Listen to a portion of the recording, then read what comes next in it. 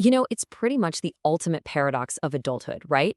We're all going to spend literally decades of our lives working incredibly hard to earn money, and yet somehow almost nobody ever sits us down to actually teach us the foundational rules of how money works. Well, in today's explainer, we're going to fix exactly that. So ask yourself, are you playing the money game completely blind? Man, it is just so incredibly frustrating to realize you can put in all the overtime, get the big promotions, and still feel completely broke at the end of the month. Why does that happen?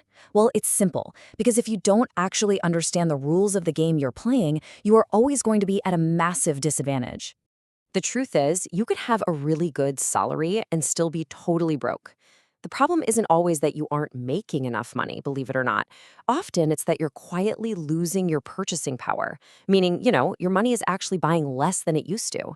Or maybe you're just buying financial products you simply don't understand.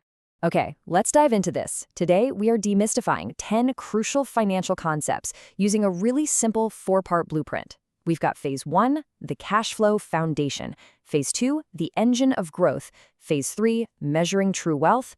And finally, Phase 4, managing risk and time. All right, kicking things off with Phase 1, the cash flow foundation. Here we're looking at income, expenses, and savings. So, it is definitely time to break the myth that a high income automatically makes you wealthy. Let's look at a quick tale of two earners here. Person A earns $3,000 a month, but they spend $2,900. Person B, on the other hand, earns only $2,000, but they spend just $1,400.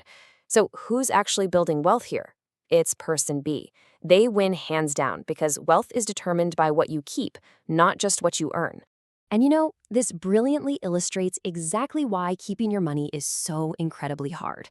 It's called the lifestyle inflation trap. Watch how this sneaks up on you. You get a raise at work. Amazing, right? So you upgrade your phone. Then you get another raise. Boom, you move to a more expensive apartment. Suddenly, you're making way more money than ever before, but you have absolutely nothing left to save. Your expenses are growing just as fast as your income, and it's quietly destroying your ability to build real wealth.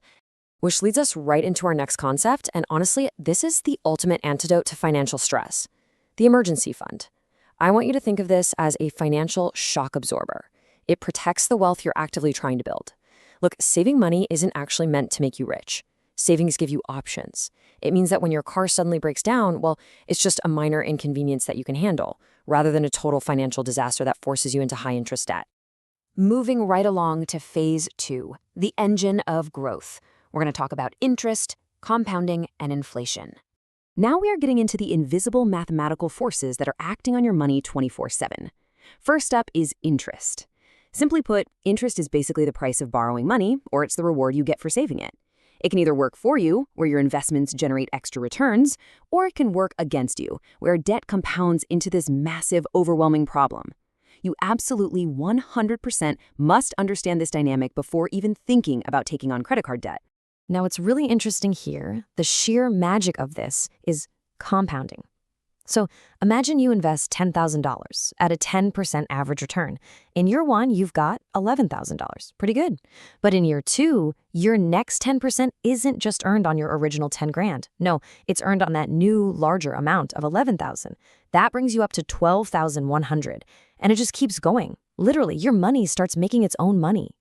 But of course, there's a flip side to these invisible forces, and that is inflation. Let's say you hide $10,000 under a mattress for 10 years. The actual dollar amount stays exactly the same, right? But the purchasing power, the actual amount of stuff you can buy with that money, drops significantly over that decade. Keeping your money perfectly safe in cash is actually, ironically, a guaranteed way to lose value over time. All right, on to Phase 3, measuring true wealth.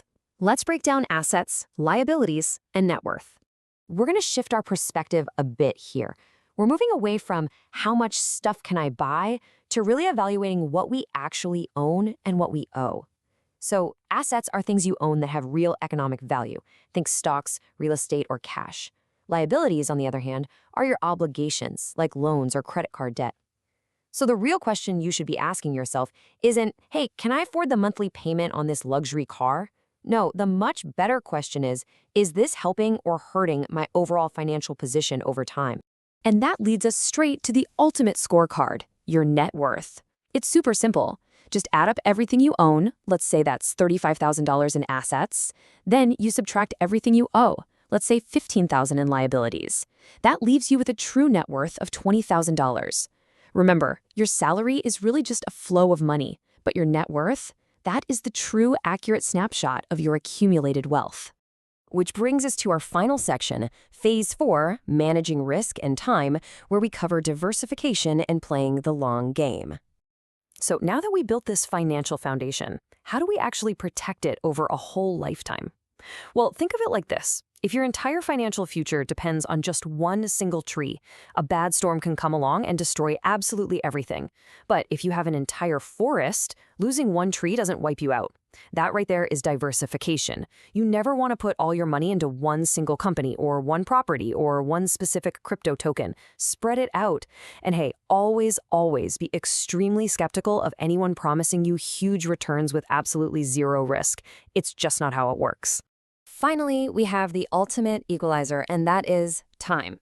Look at it this way. If one investor starts at age 25 and a second investor waits and finally starts at age 40, they are going to be in completely different leagues later in life. That first investor has leveraged decades of compounding that the second investor can simply never get back. The crucial point here is that financial success is rarely about making one spectacular, super risky decision. It's actually about making reasonable, solid decisions repeatedly for a very long time. All right, let's quickly recap this foundation we've built. Earn income. Control your expenses. Save for emergencies. Understand interest. Use compounding. Beat inflation.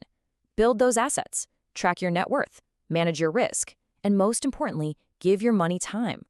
Honestly, none of these 10 concepts are overly complicated on their own, right? But together they form this unshakable foundation that makes investing just so much less intimidating. I want to leave you all with a bit of a provocative question to think about. Is your very next financial decision going to move you closer to financial freedom or further away? Because every single choice counts. Let's stop focusing on getting rich overnight, and instead, let's focus on becoming financially smarter, starting today. Thanks so much for joining me on this explainer, and I will see you next time.